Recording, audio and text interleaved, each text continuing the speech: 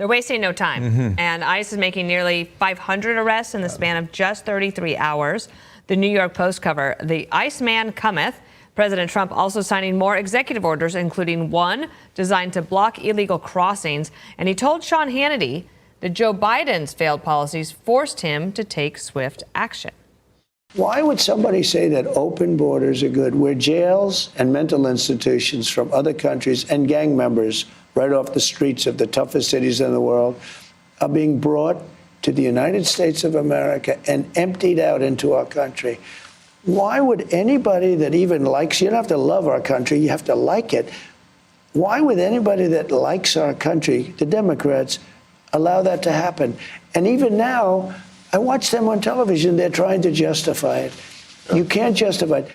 So those ICE raids taking place in many parts of the country, including the sanctuary city of Boston. That's where Bill Melugin went on an exclusive right along with ICE, and Bill joins us now to tell us what he found and what he saw. Bill, good morning. Bill, good morning to you as well. In the early days of this new Trump administration, ICE officials tell me they're taking what they call a worst first approach, meaning they're going to target the worst of the worst criminal alien offenders first. Well, we were given exclusive access to join the elite ICE team right here in Boston as they go into sanctuary jurisdictions and enforce immigration law. Good morning, everyone. It's a frigid 5 degrees in the pre-dawn hours just outside of Boston, where this team of elite ICE officers is briefing on their targets for the day. We're going to be targeting some extremely violent offenders today. Within moments, the officers are on the move, with eyes on their first target. Looks like we got movement, target vehicle coming out. They quickly take him into custody. He's an MS-13 gang member wanted in El Salvador for aggravated murder. And he has an Interpol red notice out for his arrest. We are targeting very violent threats to our community. I'm not going back to Haiti. One of those threats is this illegal alien from Haiti. ICE says he's a gang member with 17 criminal convictions in recent years. Trump, you feel me? Yo, Biden forever, bro. Thank Obama for everything that he did for me, bro. ICE Boston quickly takes down its next targets, including this illegal alien from Brazil who has an Interpol red notice for armed robbery. This Salvadoran illegal alien charged locally with rape and released by a sanctuary jurisdiction. Señor, ¿cómo se llama? And this Dominican illegal alien charged with assault with a deadly weapon and heroin trafficking. Officers also arrested this Guatemalan MS-13 gang member facing gun charges. ICE says he was released from local custody just the day before. Their detainer request was ignored because of sanctuary policies. And in a sign of shifting priorities with the new Trump administration, this man, who was in the same apartment as the target, was also arrested after ICE determined he's also in the U.S. illegally. This is what ICE calls collateral. So you guys got your main target just now, but you got somebody else. What just happened? So our main target was released by a sanctuary jurisdiction, not honoring a detainer.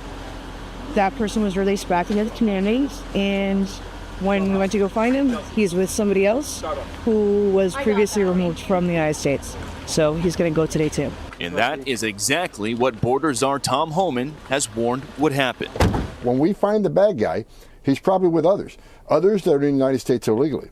They may not be a criminal priority, but we're not walking away from them. ICE Boston says they will continue to go into sanctuary jurisdictions and do their job. Today was a good day. Today we took several significant public safety threats out of our communities. Unfortunately, a lot were released by sanctuary policies, but we're here to tell the Commonwealth and the rest of the country that we're going to find them whether they're released or not. And guys, shortly after we finished filming, ICE Boston told us they arrested 2 more targets in other parts of town away from our cameras. One of those targets is a previously deported Honduran illegal alien who was arrested for raping a woman while putting a gun in her mouth. The other target they got is a Haitian man who first flew into the United States in 2023 as part of President Biden's controversial migrant flights mass parole program. Well, they just picked him up yesterday because he's been arrested locally for sexual assault. We'll send it back to you. Bill Melugin, it was fascinating to watch all of that. I think I was just saying to Bill, this is terrible for Joe Biden and the legacy that he tried to leave behind. A question from me. How soon will they actually be leaving the country? Does that take a long time? It depends what country they're from. If they're from cooperable countries like El Salvador, Guatemala, countries like that, it can be quick. It can be within days or weeks. If it's countries that are harder to deport, countries that don't cooperate with the U.S. as much, it can go into a process of months. But the Trump administration is changing policies with something called expedited removal. The bottom line is people at home don't need to understand all the policies. The Trump administration is just going to work as fast as they can to get all the people you just saw on camera there out of the country as fast as possible. They're also going to use their State Department, now led by Marco Rubio, to put pressure on countries that don't cooperate with the U.S. as much when it comes to those deportations. Bill, just two points of clarification here. It seems a lot of these crimes are associated with sex crimes. I'm just looking at the list a bit earlier today. I don't know if that generally is the case or not. And second, if Boston's a sanctuary city, how are they allowed to do this? Because we told there would be resistance. Boston doesn't have to cooperate with ICE, but there's nothing they can do to stop ICE from coming into their city and enforcing the law. And that's exactly what happened yesterday. And that's the point ICE makes to us is, look, they don't have to cooperate with our detainer requests. They don't have to tell our officers when they're releasing somebody from jail. But we're going to do our job. We have our intel guys out in the field. We have people with eyes all over the place, and we're going to snatch those guys. So they can make ICE's job more difficult, longer, and more dangerous, but it's not going to stop ICE from doing the job, guys. The bottom line is, ICE says it's safer for everybody involved if locals would just hand these guys over in jail once they're arrested, but they don't. They let them out onto the streets. They don't tell ICE about it, so ICE has to spend a lot of resources gathering intel, finding these guys, and then going out into the community to do arrests, which could be dangerous. You saw that combative Haitian man, and then you saw, in the case of that one MS-13 member, his friend got snagged. They weren't even looking for him. They were looking for the MS-13 guy. They picked him up because a sanctuary jurisdiction released the MS-13 guy. ICE found him and then found the guy he was in the apartment with. They found out he was an illegal alien as well. So now he's going to be deported too. Wow.